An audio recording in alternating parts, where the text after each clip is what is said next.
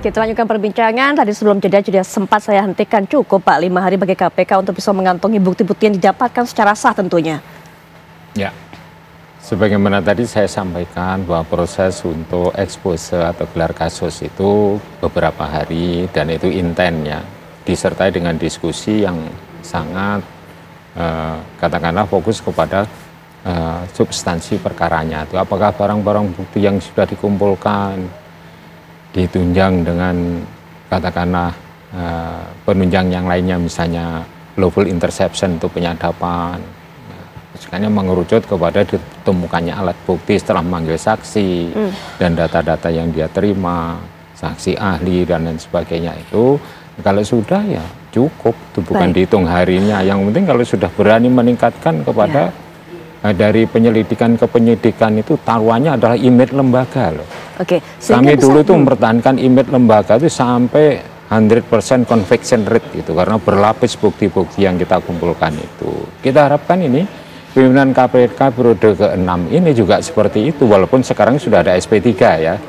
Tapi kita tetap harus memperbaiki image kita bahwa marwah yang dibawa oleh penegak hukum yang namanya KPK itu harus tetap moncer, tetap bagus, yaitu tidak sembrono, tidak sembarangan gitu loh. Jadi ini yang dipertahankan itu. Kalau KPK itu sembarangan sejak dulu, umur 5 tahun sudah dituntut untuk bubar itu. Karena kehati-hatian dari pimpinan KPK dan seluruh jajarannya itu untuk mempertahankan image KPK. Jadi jangan diukur berapa hari kok sudah menemukan bukti. Ya, kita kan nggak tahu. Semua bukti-bukti itu ada di KPK, yang tahu KPK. Kecuali nanti setelah masuk di pengadilan.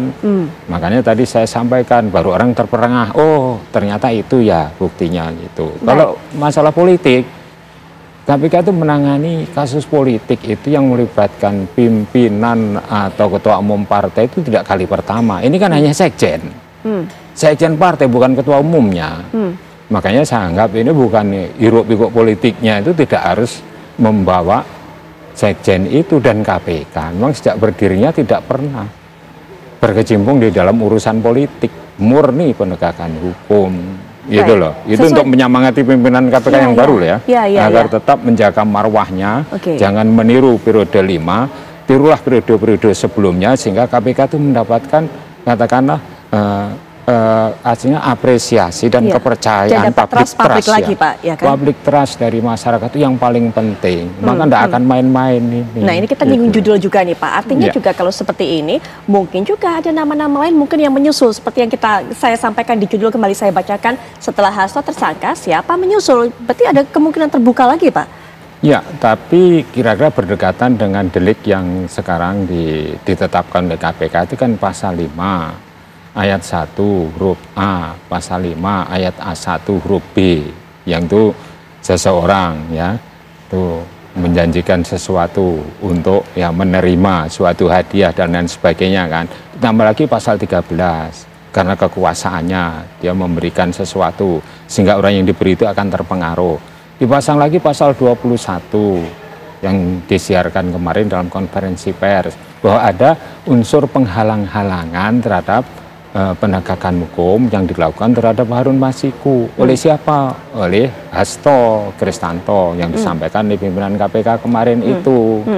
Ditambah lagi kebersamaan dengan kasus ini, misalnya dikembangkan ya siapa yang ikut nyuap, uangnya itu dari mana saja, dari 600 juta atau setengah miliar lebih itu untuk menyuap itu. Saya tahan di situ Pak, sebentar. Karena kita juga berikan kesempatan Mas Heri juga mungkin sebagai penutup dalam diskusi ini juga. Silakan Mas Heri. Iya, ada beberapa catatan ya Mbak Putri untuk kasus ini. Yang pertama, kita akan melihat seberapa besar posisi bagi partai politik untuk menentukan PAW yang kemudian tidak dianggap haram untuk dilakukan sehingga tidak bertentangan dengan hukum itu sendiri. Yang kedua, kita akan melihat seberapa penting posisi Harun Masiku sehingga diperjuangkan lewat fatwa MA dan lain sebagainya. Jangan-jangan pintu masuknya dari curigation-nya, dari kecurigaannya. Ini kenapa harus diperjuangkan sampai fatwa dan lain sebagainya dengan posisi yang tidak di nomor bawah, tepat ketika orang itu yang meninggal dunia harus digantikan. Nah itu nanti akan dijawab oleh KPK yang pertama, yang kedua oleh teman-teman PDIP pastinya, kuasa hukumnya tentunya. Kemudian juga saya menganggap, menurut saya pribadi ya, ada kecolongan ketika Pak Hasto waktu dipanggil di KPK, kemudian ada sejumlah dokumen atau barang bukti yang diambil oleh KPK, kemudian itu ditindaklanjuti. Nah, pertanyaan mendasarnya adalah apakah tindakan semacam itu dilegalkan dalam proses hukum misalnya. Kalau memang itu yang disoal teman-teman hukum PDIP, clear saja. Terkait dengan misalnya buku kah, ataukah handphone yang disita oleh para penyidik KPK. Kita nggak tahu apakah itu sudah dibaca isinya, sudah diekstrak dan lain sebagainya, kita nggak tahu. Tapi itu pun yang perlu dijelaskan oleh KPK, mengapa kemudian barang itu diambil, apakah itu barang diambil langsung oleh ke Pak Hasto atau lewat mekanisme yang lain. Maka ini akan jadi perdebatan hukum yang menarik menurut saya.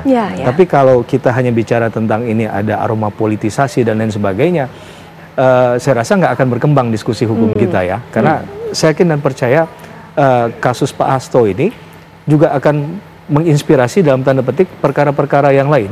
Betul. Agar mereka bisa tertib hukum, tertib administrasi dalam hal menyelesaikan perkara, dan juga tetap teguh pada pendiriannya. Kalau memang orang itu salah ya proses. Baik. Tapi perlu diperhatikan cara-caranya tadi agar tidak ada pertentangan-pertentangan berikutnya. Saya rasa itu. Baik, singkat saja mungkin Pak Yasin, singkat saja sebelum ke Mas Alfon. Jadi di pasal 12 ayat 1 huruf G itu KPK punya kewenangan untuk menyita dalam rangka untuk mengumpulkan barang bukti itu.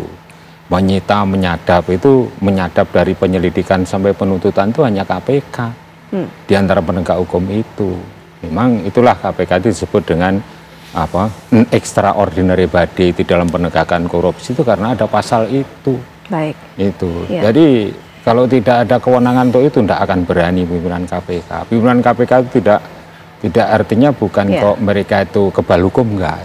Artinya bisa sah kemudian menyadap karena memang termasuk kewenangannya. Termasuk kewenangannya diatur dalam aturan perundangan. Terakhir Mas Alfon singkat, silakan. Jadi gini, kita ini kan negara hukum. Bahwa pemberantasan tindak pidana korupsi itu menjadi cita-cita. Kan gitu ya. Itu silakan ditegakkan. Tapi yang harus diingat adalah dalam penegakan hukum itu ada prinsip-prinsip hak asasi manusia. Itu adalah rakyat yang kerap gitu kan di dunia ini itu persinggungan dari pemberantasan tindak pidana korupsi dengan HAM, kan gitu kan? Dalam konteks pada saat ini kita dalam perspektif hak asasi manusia. Ya. Nah dalam konteks itu sebenarnya kita ingin mengatakan bahwa apa yang diambil atau apa yang dipergunakan sebagai suatu alat bukti itu harus dilakukan secara sah, kan gitu kan? Kalau semisalnya tadi ada penyitaan gitu kan, itu ada surat penyitaan. Tapi kan ini nggak ada penyitaan, dan kemudian itu diambil dari orang lain sebenarnya gitu kan. Dari mana persetujuannya? Ini kan konsen, kan gitu kan. Nah itu dikatakan sebagai suatu tindakan-tindakan yang sah gitu kan. Nah tindakan-tindakan sah itulah yang akan dinilai di pengadilan gitu kan. Tapi kalau misalnya tindakan-tindakan yang tidak sah, itulah tidak akan dinilai oleh pengadilan karena dia sudah tercedera gitu kan. Nah sekarang intinya adalah bagaimana bisa ke depan pemberantasan tindak pidana korupsi ini dalam konteks pada saat ini gitu ya, itu berdasarkan nilai-nilai fair trial dan pembuktian yang sah berdasarkan hukum. Itu memang diskusi kita pada saat ini. Kita akan terus soroti bagaimana perjalanan kasus ini. Mas Alfon, terima kasih sudah hadir. Terima kasih juga Mas Heri memberikan pandangan. Pak Yasin juga terima kasih Pak.